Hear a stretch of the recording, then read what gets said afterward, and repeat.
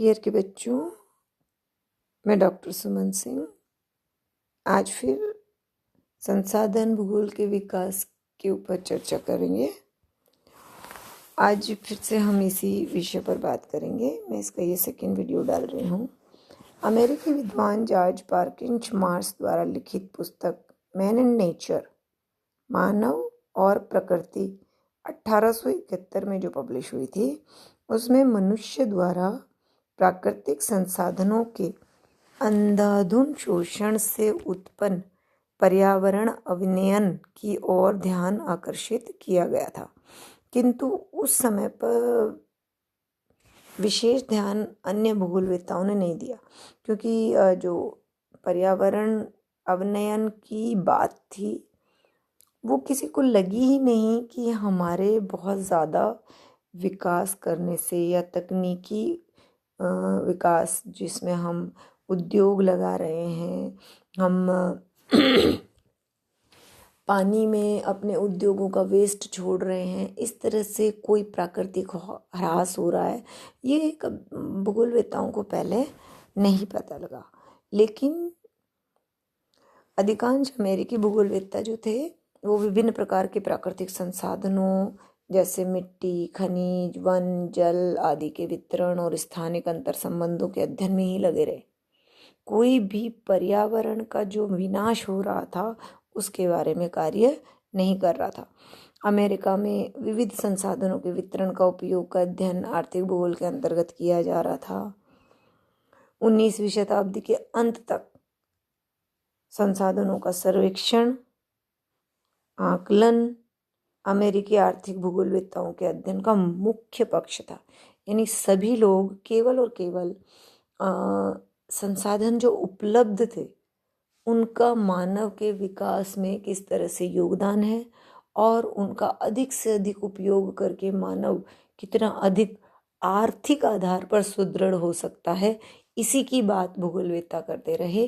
कहीं भी पर्यावरण विनाश या पर्यावरण के संरक्षण की बात उन दिनों नहीं की गई। 20वीं शताब्दी के पूर्वार्ध में क्षेत्रीय अध्ययन प्रमुख हो गए, जिसमें क्षेत्र के पहले संसाधन प्रमुख थे, फिर जिसमें क्षेत्र विशेष के संसाधनों के आधार पर अध्ययन को अधिक महत्व दिया जाने लगा। कार्ल सावर, हार्टशून, मर्फी, जोन्स आदि जितने भी अमेरिकी भूगोलवेत्ता थे, उन्होंने आर्थिक भूगोल के विषय क्षेत्र पर प्रकाश डाला और उसमें प्राकृतिक संसाधनों के वितरण, उत्पादन एवं उपभोग तथा मानवीय संसाधनों जैसे जनसंख्या, कृषि, खनन विनिर्माण उद्योग, परिवहन, व्यापार आदि के विवेचन के साथ ही पर्यावरण संरक्षण को भी महत्वपूर्ण बताया। ये कुछ विद्वान थे जिन्होंने आर्थिक भूगोल के विषय क्षेत्र में कि भाई आर्थिक भूगोल का विकास ठीक है, प्राकृतिक संसाधनों का वितरण भी पढ़ सकते हैं, लेकिन उसके साथ ही साथ पर्यावरण संरक्षण की भी आवश्यकता है। यदि हम इसी तरीके से पर्यावरण प्रदत्त संसाधनों का दुरुपयोग करते रहेंगे तो धीरे धीरे वो सारे संसाधन नष्ट हो जाएंगे और आने वाली हमारी जो नेक्स्ट भविष्य की जनसंख्या है उसके लिए कुछ आधारभूत संसाधन जो चाहिए वो भी उसे नहीं मिलेंगे। जैसा ज़्यादा बात नहीं करेंगे इस बारे में, मैं ये कह सकती हूँ कि जैसे पानी एक सबसे महत्वपूर्ण संसाधन है मनुष्य के लिए, आर्थिक आधार पर ही नहीं, उसके जीवन को चलाने के लिए भी। लेकिन जिस तरीके से हम पानी को प्रदूषित करते चले जा रहे हैं, तो उस तरीके से धीरे धीरे धीरे ये स्थितियां आती चली जाएंगी कि शुद्ध पानी जो आपके पीने योग्य है, जिसको आप पी सकते हैं, उसकी कमी होती चली जाएगी और हमारी भावी पीढ़ियों के लिए पानी पीने के उत्तम स्वास्थ्यप्रद पानी जो होगा, जिसमें पोल्यूशन ना हो, इस तरह के पानी की समस्या हो जाएगी। जैसे आज भी अगर आप लोग देखें तो पानी में खार की मात्रा लगातार बढ़ती जा रही है। तो विद्वानों ने 20वीं सदी में आकर ये जाना कि पर्यावरण का संरक्षण भी आवश्यक है। द्वितीय विश्व युद्ध के पश्चात युद्ध से आहत पश्चिमी और पूर्वी यूरोपीय देश, जापान तथा संयुक्त राज्य अमेरिका में पुनर्निर्माण और तीव्र आर्थिक विकास पर ज़्यादा जोर दिया गया। यानी केवल और केवल आर्थिक विकास की बात चलती रही। इससे प्राकृतिक संसाधनों के साथ ही मानवीय संसाधनों के वितरण, प्रतिरूप, आकलन, प्रयोग, संसाधनों के विवरण, प्रतिरूप, आकलन, प्रयोग आदि दशाओं के अध्ययन पर विशेष बल दिया जाने लगा। अब तक भूगोलवेत्ताओं ने संसाधनों का अध्ययन मुख्यतः उत्पादक क्रियाओं यानी कृषि, उद्योग आदि के व्यापारिक महत्व के परिप्रेक्ष्य में ही किया था। और उसका निष्कर्ष क्या हुआ कि निष्कर्षण क्रियाओं तथा मत्स्य यानी मछली आखेट, खनन, वनोद्योग आदि का अध्ययन मूलतः संसाधन की उपलब्धता पर ही आधारित होता था। अब 1950 के पश्चात अन्य यथार्थ एवं सामाजिक विज्ञानों की भांति भूगोल में भी विशिष्टीकरण और विषय के उपविभाजन की प्रवृत्ति तीव्र हो गई। यानी भूगोल में एक ही सब्जेक्ट में सब कुछ, एक ही पेपर में सब कुछ पढ़ने की बजाय अलग अलग तरीके से उसके विज्ञान बंटने शुरू हुए। जैसे पहले हम बात कर रहे थे भौतिक भूगोल की। जब हम भौतिक भूगोल में मानव के द्वारा बहुत सारी उसकी उसकी आंतरिक और बाह्य शक्तियों के परिवर्तन से पड़ने वाले मनुष्य पर प्रभाव और मनुष्य की क्रियाओं से पड़ने वाले प्रकृति पर प्रभाव को पढ़ने लगे तो मानव भूगोल अलग हुआ, क्योंकि मानव के द्वारा जो क्रियाएं की जा रही थी उनका अध्ययन भौतिक भूगोल में नहीं कर सकते थे। तो फिर मानव भूगोल बना। मानव और आर्थिक भूगोल में भी जब हम बात करने लगे तो संसाधन भूगोल अलग हुआ। तो इस तरह से भूगोल में भी काफ़ी सारी ब्रांचेस बनने लगी और इसका परिणाम यह हुआ कि मानव भूगोल में भी विभिन्न शाखाएं हुई कि आर्थिक भूगोल हुआ, राजनीतिक भूगोल हुआ, सांस्कृतिक भूगोल, सामाजिक भूगोल, सैन्य भूगोल इत्यादि स्वतंत्र शाखाओं का निर्माण हुआ। आर्थिक भूगोल की एक स्वतंत्र शाखा के रूप में संसाधन भूगोल का वास्तविक विकास जो शुरू हुआ 1960 के पश्चात। अब द्वितीय विश्व युद्ध के पश्चात औद्योगिक देशों के साथ ही नव स्वतंत्र हुए विकासशील देश, यानी जो नए विकासशील देश आज़ाद हुए थे उपनिवेशवाद से, उनमें आर्थिक प्रगति की गति बहुत तीव्र रही। क्योंकि पहले तो वो गुलाम थे, ब्रिटिश एम्पायर के हिस्से थे, और फिर जब ब्रिटिश वहाँ से गए और उसके बाद वो क्षेत्र उनसे मुक्त हुए तो उन्हें अपने देश को आत्मनिर्भर बनाने के लिए जनसंख्या ने बहुत तीव्र गति से आर्थिक प्रगति और औद्योगिकरण पे कार्य करना शुरू किया। तो आर्थिक भूगोल की एक स्वतंत्र शाखा के रूप में संसाधन भूगोल का विकास हुआ, जो हुआ 1960 के पश्चात। औद्योगिक देशों के साथ साथ जो इनमें सब में औद्योगिकरण और आर्थिक प्रगति काफ़ी तीव्र भी हो गई।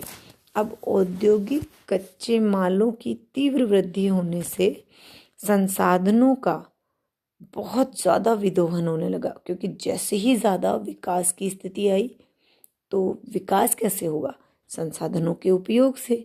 तो ज़रूरत से ज़्यादा, यानी जितनी लिमिट होनी चाहिए उस लिमिट से भी ज़्यादा आर्थिक आधार पर सुदृढ़ बनने के विचार ने हमारे प्राकृतिक संसाधनों को बहुत ज़्यादा नुकसान पहुंचाया और बहुत ज़्यादा उनका उपयोग होने लगा, विदोहन होने लगा। चाहे खनिजों को बहुत ज़्यादा मात्रा में निकालना हो, चाहे वृक्षों को बहुत अधिक काटना हो, चाहे किसी भी उत्पादन का अधिकांश हिस्सा स्वयं काम में लेने की प्रवृत्ति, और उसके कारण क्या हुआ कि पर्यावरणीय प्रॉब्लम्स, समस्याएं, पर्यावरण के अंदर प्रदूषण जैसी गंभीर समस्याएं प्रकट होने लगी, जिसमें आप कह सकते हैं वायु प्रदूषण सबसे ज़्यादा, जल प्रदूषण, और इन दो प्रदूषण ने सबसे ज़्यादा प्रभाव किस पे डाला? मानव वर्ग पर।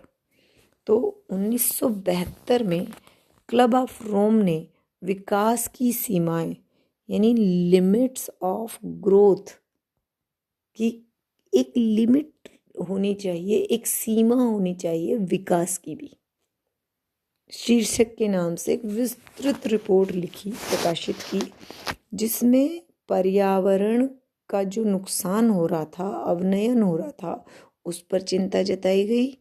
उसके बाद मानव संसाधन भूगोल के अध्ययन में संसाधन संरक्षण और प्रबंधन दोनों को शामिल किया गया और उन पर जोर भी दिया जाने लगा। यानी संसाधनों को सिर्फ उपयोग करना ही जरूरी नहीं है, कितना संसाधन उपयोग करेंगे और किस तरह से, यानी उनका मैनेजमेंट कैसे होगा, इस पर भी अधिक जोर दिया जाने लगा। अमेरिकी भूगोलवेत्ता एकरमैन 1970 में जनसंख्या संसाधन अनुपात और विद्यमान प्रौद्योगिकी स्तर के आधार पर संपूर्ण विश्व को 5 प्रदेशों में, यानी जनसंख्या संसाधन प्रदेशों में वर्गीकृत करने का महत्वपूर्ण काम किया। संसाधन विनाश, पर्यावरणीय अवनयन एवं प्रदूषण, संसाधन संरक्षण जैसी ज्वलंत एवं विश्वव्यापी समस्याओं ने संसाधन भूगोल के महत्व को काफ़ी बढ़ा दिया, जिससे यह भूगोल की प्रमुख शाखा बन गया। यानी जब जब संसाधन भूगोल में इस तरह की क्रियाएं होने लगी कि अधिकाधिक उपयोग करिए और अपना आर्थिक फायदा देखिए, तो प्रत्येक देश जब ऐसे करने लगा तो पर्यावरणीय अवनयन पूरे विश्व में ही जो विकासशील देश थे उनमें बहुत ज़्यादा दिखाई देने लग गया, और पर्यावरण से संबंधित जितनी ज़्यादा समस्याएं थी वो भी विकासशील देशों के पास, चूँकि तकनीकी विकास उतना अधिक नहीं था, तो उन्होंने जो संसाधनों का उपयोग किया वो इस तरीके से किया कि संपूर्ण कार्य वो उनको ले भी नहीं पाए, उसमें बहुत सारा उसमें नुकसान भी हुआ। और जब संसाधन भूगोल को पढ़ने लगे कि संसाधन भूगोल क्या है, संसाधन कैसे, उनकी प्रकृति क्या है, कहाँ कहाँ जमा है, तो उसी के साथ साथ संसाधन संरक्षण की बात भी होने लगी, संसाधन के प्रबंधन की बात भी होने लगी। और ये सारा कारण हुआ कब? जब वातावरण में प्रदूषण फैलना शुरू हुआ। तो संसाधन भूगोल उस समय से भूगोल की एक महत्वपूर्ण शाखा के रूप में बन गया। अधिकांशतः भारतीय विश्वविद्यालयों में भूगोल में स्नातकोत्तर कक्षाएं जो हैं उनमें शोध कार्य का शुभारंभ हुआ और 1950 के पश्चात ही शोध कार्य शुरू हुए। इससे पहले भारतीय भूगोलवेत्ता जो भी थे, जैसे एस.पी. चटर्जी थे, रामनाथ दुबे थे, एस.सी. चटर्जी, रामलोचन सिंह, इनायत अहमद, और इन लोगों ने पढ़ाई की कहाँ से? लंदन और पेरिस से। वहीं से पीएचडी की और वहीं से अपनी डिग्रियां लेकर ये भारत में अन्य समस्याओं पर ध्यान आकृष्ट करने लगे। इन विद्वानों ने पाश्चात्य देशों से प्राप्त अनुभवों के आधार पर अपने देश में संसाधनों के वितरण, उत्पादन, उपयोग इत्यादि के अध्ययन किए और फिर अपने अंडर जो शोध छात्र थे उनको इसके बारे में बताया। National council of applied economic research NCAER ने 1960 के दशक में विभिन्न भारतीय राज्यों के अलग अलग टेक्नो इकोनॉमिक सर्वे को प्रकाशित किया और इसी दशक में कलकत्ता स्थित नेशनल एटलस ऑर्गेनाइजेशन ने भी विभिन्न राज्यों और क्षेत्रों के लिए तत्वगत मानचित्र प्रकाशित किए, जिनमें जनसंख्या, वन, खनिज, कृषि, भूमि, मिट्टी, यातायात मार्ग आदि के वितरण और प्रतिरूप को प्रदर्शित किया। अब इसमें ये कह सकते हैं कि ये जो हमारी संसाधन भूगोल का विकास हुआ वो पहले विश्व में संरक्षण संबंधी बातें होने लगी और उसके पश्चात भारत में भी अनेक विद्वानों ने संसाधन संरक्षण पर अपने विचार रखे और इसी को आधारित मानते हुए कहाँ कहाँ जनसंख्या, वन, खनिज, कृषि भूमि, मिट्टी, यातायात किस तरह से बनाए गए हैं, कितनी उनकी आवश्यकता थी और कहाँ कहाँ इन संसाधनों का वितरण ज़्यादा है, इन संसाधनों की मात्रा किन किन क्षेत्रों में ज़्यादा है, कौन से प्रदेश ऐसे हैं जहाँ वह खनिज पाया ही नहीं जाता और वहाँ पर खनिज को निकालकर किस तरह के उद्योग में परिवर्तित किया जा रहा है, उस खनिज पर किस तरह के उद्योग स्थापित हो रहे हैं, इन सब का अध्ययन संसाधन भूगोल के अंतर्गत किया जाने लगा। तो इन सब बातों से क्या स्पष्ट होता है कि संसाधन भूगोल आर्थिक भूगोल का एक बहुत महत्वपूर्ण विभाग है, जिसको आर्थिक भूगोल के साथ यदि हम पढ़ते हैं तो हम उसको ज़्यादा नहीं पढ़ सकते, या आप यूँ कह सकते हैं इसमें कि उसके साथ हम न्याय नहीं करेंगे, क्योंकि संसाधन अपने आप में बहुत विस्तृत रूप रखते हैं।